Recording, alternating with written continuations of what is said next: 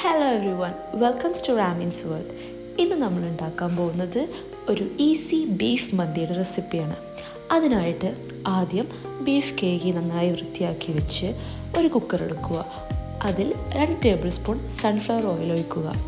എന്നിട്ട് 2 കഷ്ണം പട്ട, 6 ഗ്രാമ്പു, 3 ഏലക്കയും 1 ടീസ്പൂൺ കുരുമുളക് പൊടിയും, മുഴുവൻ മല്ലി ഉണ്ടെങ്കിൽ മുഴുവൻ മല്ലി 1 ടീസ്പൂൺ, അല്ലെങ്കിൽ മല്ലിപ്പൊടി പൊടിച്ചതായാലും മതി, 1/2 ടേബിൾ സ്പൂൺ പെരുംജീരകവും 1 ടേബിൾ സ്പൂൺ നല്ല ജീരകവും ഇതിലോട്ട് കൂട്ടിച്ചേർക്കുക.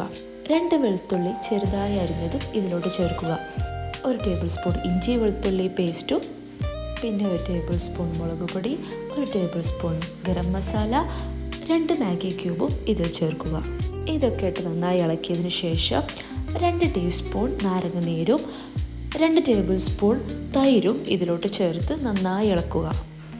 പിന്നെ കുറച്ച് മല്ലിച്ചപ്പ് കൂടി ഇടാം കേട്ടോ. അതിനുശേഷം ആവശ്യത്തിന് ഉപ്പും ചേർത്ത് എടുത്തു വെച്ച ബീഫും ഇതിലോട്ടിടുക. പിന്നെ 3 മിനിറ്റ് ഹൈ ഫ്ലെയിമിൽ നന്നായി ഇളക്കുക. അതിനുശേഷം കുക്കർ അടച്ചു വെച്ച് ഒരു 5-6 വിസിൽ വെയിറ്റ് ചെയ്യുക.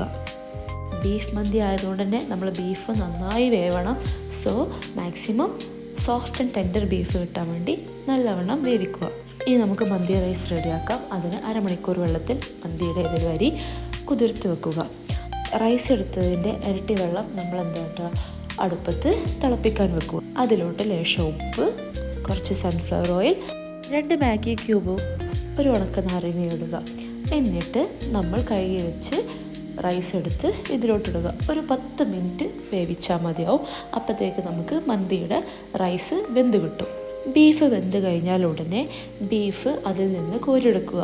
കുറച്ച് മസാല അതിൽ ബാക്കി വെക്കണം. അത് നമ്മൾ റൈസിൽ ആഡ് ചെയ്യാനുള്ളതാണ്.